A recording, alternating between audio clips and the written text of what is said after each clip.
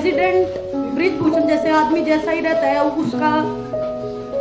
उसका बिल्कुल सहयोगी है, उसका बिजनेस पार्टनर है, वो अगर इस फेडरेशन में रहेगा तो मैं अपनी कुश्ती को त्यागती हूँ और मैं आज के बाद कभी भी आपको वहां नहीं दिखूंगा। कुश्ती की हमारी एक से महिला पहलवान है जिसने ओलंपिक मेडल जीता है, वो भी कहते उसने न्याय मांगा, उसको न्याय मिला नहीं, इससे परेशान हो, इससे तंग होकर कहते कि उसने रिटायरमेंट ले ली। तो पूरी दुनिया में हिंदुस्तान की इमेज आप क्या सोचते हैं, इससे बढ़ी होगी या कम हुई होगी? तो ये सब चीजें हैं, इससे पूरे खेल जगत में बहुत निराशा है। सांसद बृजभूषण शरण सिंह के करीबी संजय सिंह के गुरुवार यानी कि 21 दिसंबर को भारतीय कुश्ती महासंघ WFI के नए अध्यक्ष बन जाने के बाद साक्षी मलिक समेत कई महिला पहलवानों ने कुश्ती को त्याग दिया है। महिला पहलवानों ने कुश्ती महासंघ के पूर्व अध्यक्ष बृजभूषण पर यौन शोषण के आरोप लगाए थे और दिल्ली में जंतर मंतर पर कई दिनों तक धरना दिया था। गुरुवार को साक्षी मलिक, बजरंग पुनिया और विनेश फोगाट मीडिया के सामने काफी भावुक नजर आए।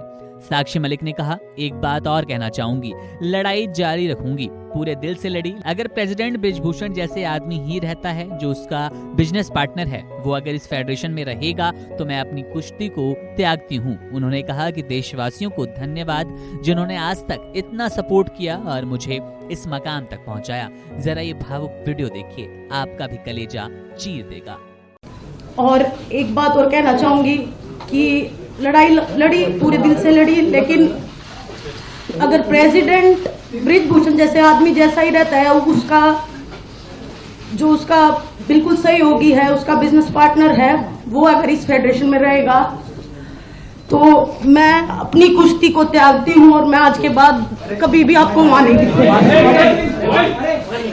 तो बस सभी देशवासियों को धन्यवाद जिन्होंने आज तक इतना मेरा सपोर्ट किया और मुझे इस मुकाम तक पहुंचाया।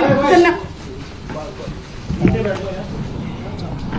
बजरंग और विनेश, क्या आपको भी कुश्ती खेलेंगे या आप भी साथ? जी, खिलाड़ी होने के नाते मैं उसकी पीड़ा समझ सकता हूँ और एक महिला होने के नाते बहुत बड़ी बात है। हिंद कहते हैं कि खेलों की, स्पेशली कुश्ती की हमारी एक से महिला पहलवान है जिसने ओलंपिक मेडल जीता है, वो भी कहते उसने न्याय मांगा, उसको न्याय मिला नहीं, इससे परेशान हो, इससे तंग होकर कहते कि उसने रिटायरमेंट ले ली।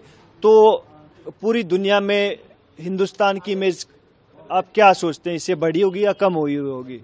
तो ये सब चीजें हैं, इससे पूरे खेल जगत में बहुत निराशा है।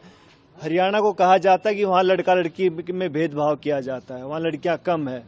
तो अभी देखिए, हरियाणा की लड़कियां अभी क्या माँ बाप उनके भेजेंगे, उनको अपने स्टेडियम में खेलने के लिए भेजेंगे? नहीं भेजेंगे। एक कहते हैं माँ बाप का दिल टूटता है, कि उनका एक सपना टूटता है कि भैया कि इस लड़की बेचारी ओलंपिक मेडलिस्ट को न्याय नहीं मिला तो हमें कैसे मिलेगा।